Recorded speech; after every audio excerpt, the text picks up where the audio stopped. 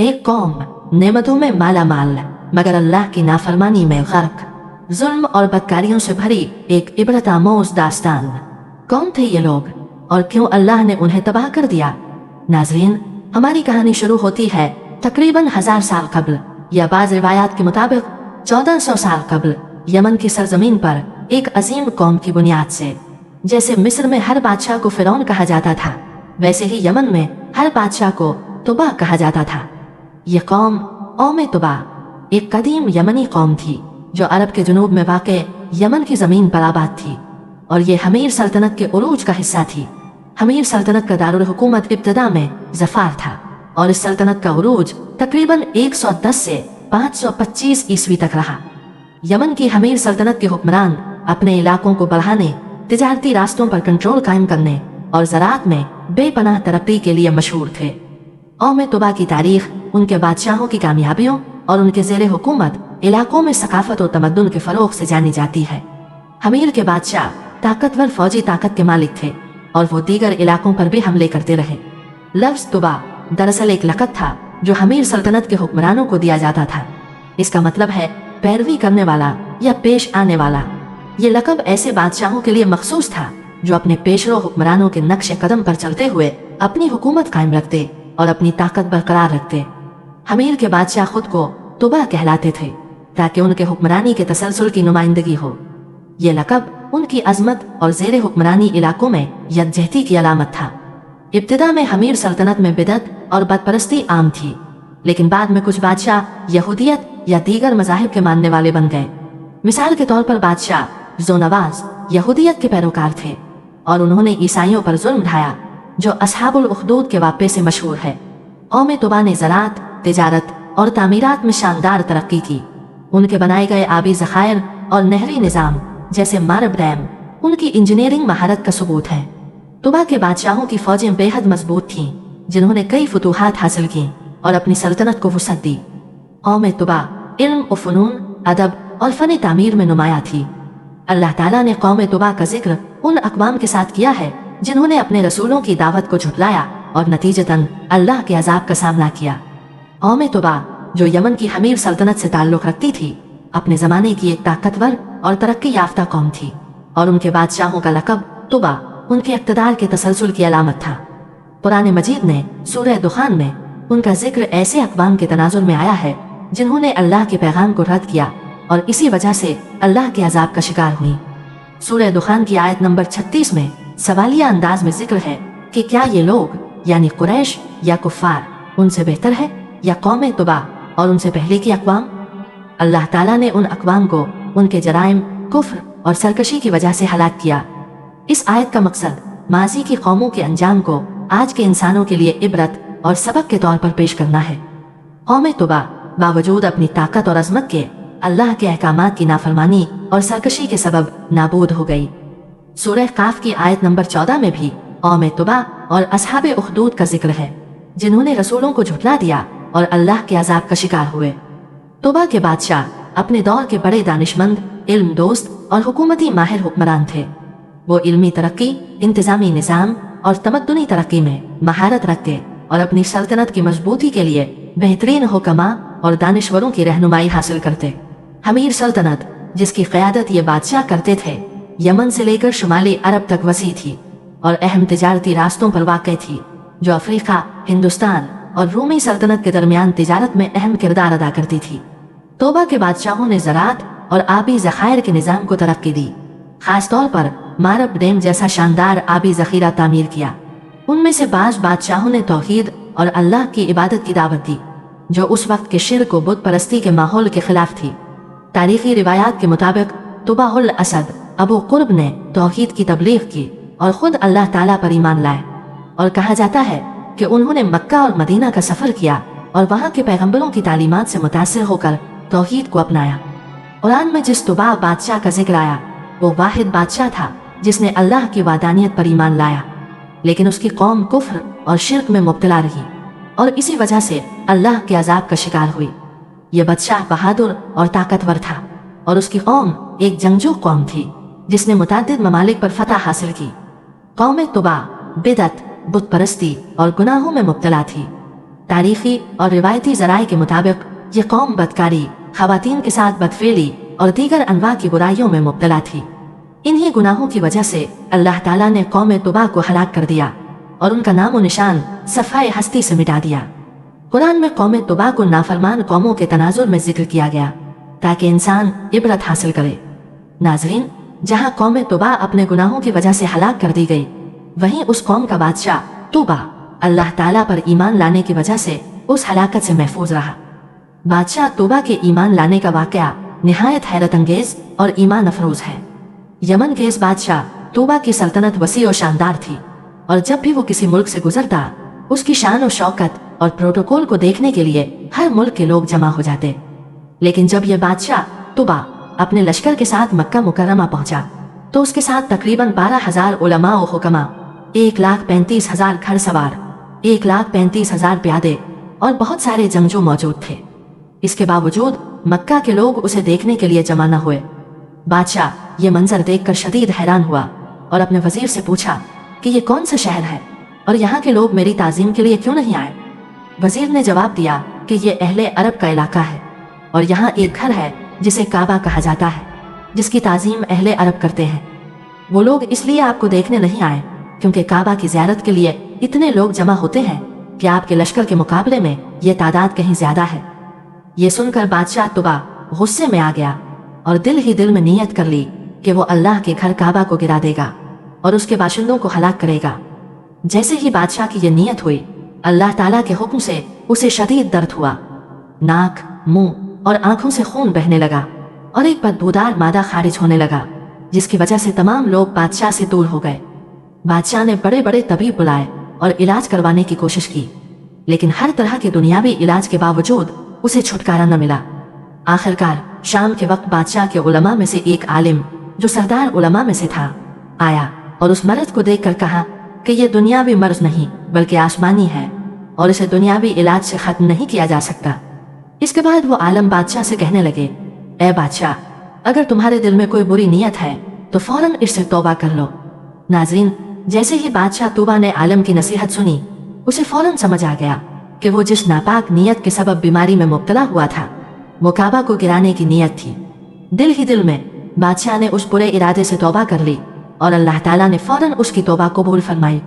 तौबा करते ही बादशाह की सेहत बहाल हो गई, खून और बदबूदार मादा का सिलसिला खत्म हो गया और वो अपनी सेहत याबी पर निहायत खुश हुआ। बादशाह ने मक्के मुकर्रमा के लोगों को कीमती कपड़े इनायत किए जो खाना काबा पर गिलाफ के तौर पर चढ़ाए गए।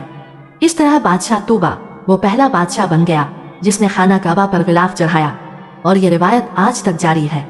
इस ईमान अफरोज वाक़े के बाद बादशाह तुबा अपना सफ़र जारी करता हुआ मदीना की वादियों तक पहुंचा। इसके लश्कर के साथ मौजूद उलमा इकराम ने मदीना की वादियों, मिट्टी और कंकरियों को देखा और वो तमाम निशानियां दरियाफ्त की जो हुजूर सल्लल्लाहु अलैहि वसल्लम की हिजरतगाह के बारे में बयान की गई थी। इन उलमा ने दिल ही दिल में अहद किया कि जब तक जिंदा है वो इस बस्ती से नहीं जाएंगे और हुजूर सल्लल्लाहु अलैहि वसल्लम की आमद का इंतजार करेंगे। अगर वो मर भी जाएं तो अपनी कब्रों पर हुजूर सल्लल्लाहु अलैहि वसल्लम के जूते की खाक जरूर होगी और ये उनकी नजात के लिए काफी होगी। बादशाह ने तमाम उलमा के लिए इसी मकाम पर आली शान 2 मंजिला मकान तामीर करवाया ताकि ये मकाम हुजूर सल्लल्लाहु अलैहि वसल्लम की आरामगाह बन सके। इसके बाद बादशाह ने हुजूर सल्लल्लाहु अलैहि वसल्लम के नाम एक खत लिखा और उलमा के सरदार के सुपुर्द कर दिया। वसीयत की कि जब हुजूर सल्लल्लाहु अलैहि वसल्लम इस दुनिया में तशरीफ लाए, यह खत अमानत के तौर पर उनकी खिदमत में पेश किया जाए। अगर हुजूर सल्लल्लाहु अलैहि वसल्लम उनके वक्त में तशरीफ न लाए तो यह खत नस्ल दर नस्ल मुंतकिल किया जाए ताकि आखिरकार हुजूर सल्लल्लाहु अलैहि वसल्लम के सामने पेश किया जा सके। इस खत और वसीयत के बाद बादशाह तुबा वहां से रवाना हो गया और वक्त गुजरता गया। 1000 साल बाद हुजूर सल्लल्लाहु अलैहि वसल्लम आखिरी नबी के तौर पर दुनिया में तशरीफ लाए। जब हुजूर सल्लल्लाहु अलैहि वसल्लम मक्का से हिजरत करके मदीना तशरीफ लाए तो मदीना के लोग आप सल्लल्लाहु अलैहि वसल्लम के इस्तकबाल के लिए खड़े थे। हर शख्स ख्वाहिश कर रहा था कि आप सल्लल्लाहु अलैहि वसल्लम हमारे घर में ठहरें ताकि अल्लाह के नबी की खिदमत का सआदत हासिल हो सके। नाजरीन, जिस ऊँटनी पर हुजूर सल्लल्लाहु अलैहि वसल्लम सवार थे उसे खुला छोड़ दिया गया और हुजूर सल्लल्लाहु अलैहि वसल्लम ने फरमाया कि ये ऊँटनी जिस घर के सामने ठहरेगी मैं उसी के मेहमान बनूंगा। अल्लाह ताला की हिकमत देखें।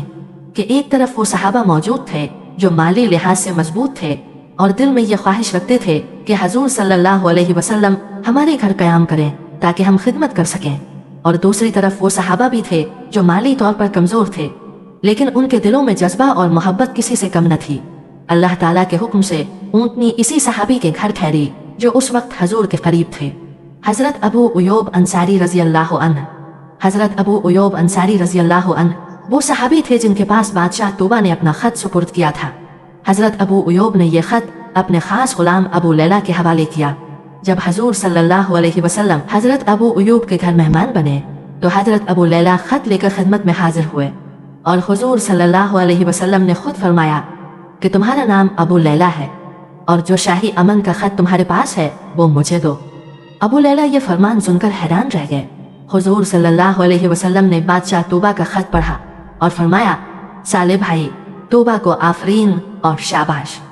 ناظرین، بادشاہ طوبہ کا یہ خط کچھ یوں تھا: کم ترین مخلوق بادشاہ طوبہ کی طرف سے سید المرسلین حضور صلی اللہ علیہ وسلم کے نام، اما بعد، اے اللہ کے حبیب، میں آپ پر ایمان لاتا ہوں اور جو کتاب آپ پر نازل ہوگی اس پر بھی ایمان لاتا ہوں۔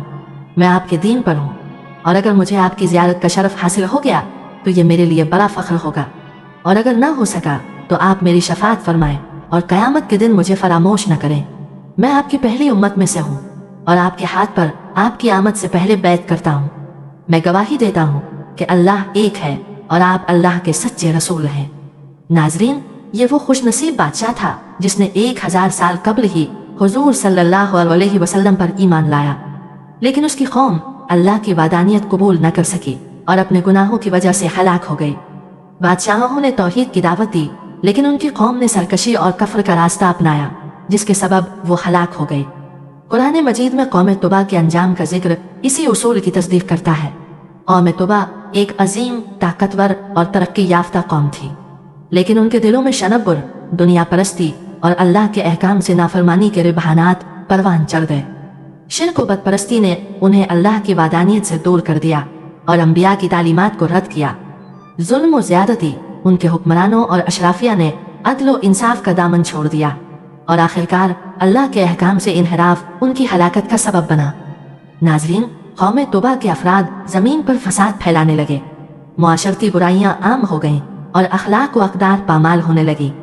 اپنی ترقی اور عیش و عشرت میں مست ہو کر انہوں نے اللہ کی نعمتوں کی ناشکری کی اور ان کا غلط استعمال کیا۔ ان کے اعمال کی وجہ سے اللہ تعالیٰ نے ان پر عذاب نازل کیا۔ قرآن مجید میں قوم طوبہ کا ذکر ان اقوام کے ساتھ آیا ہے جن پر اللہ کا عذاب نازل ہوا، جیسے قوم عاد، قوم سمود اور قوم لوط۔ قوم طوبہ کی نافرمانی اور ان پر آنے والے عذاب کا واقعہ تمام انسانوں کے لیے عبرت کا سبب ہے۔ قوم طوبہ کی سب سے بڑی غلطی توحید سے انحراف تھا، اور یہ سبق ہمیں دیتا ہے کہ اللہ کی عبادت اور اطاعت ہی نجات کا راستہ ہے۔ ظلم و زیادتی کسی بھی قوم کی تباہی کا باعث بن سکتی ہے۔ ناظرین، قوم طوبہ کی داستان ایک اور واضح پیغام بھی دیتی ہے کہ دنیاوی ترقی، علم اور حکمت انسان کو تب تک فائدہ پہنچا سکتے ہیں جب تک وہ اللہ کے احکام پر عمل کرے۔ ایک قوم اپنے وقت کی سب سے شاندار سلطنتوں میں سے تھی، لیکن اللہ کے دین سے انحراف نے انہیں ہلاکت کے دہانے پر پہنچا دیا۔ یہ کہانی ہمیں یاد دلاتی ہے کہ اللہ کی نافرمانی کا انجام ہمیشہ تباہی ہے، چاہے قوم کتنی ہی طاقتور اور ترقی یافتہ کیوں نہ ہو۔ آج امت مسلمہ کے لیے یہ سبق ہے کہ وہ اپنے اعمال کا محاسبہ کرے اور اللہ کی اطاعت کرے۔ اللہ کے احکامات کی پیروی اور دین اسلام پر عمل ہی وہ راستہ ہے جو ہمیں دنیا اور آخرت میں کامیابی عطا کر سکتا ہے۔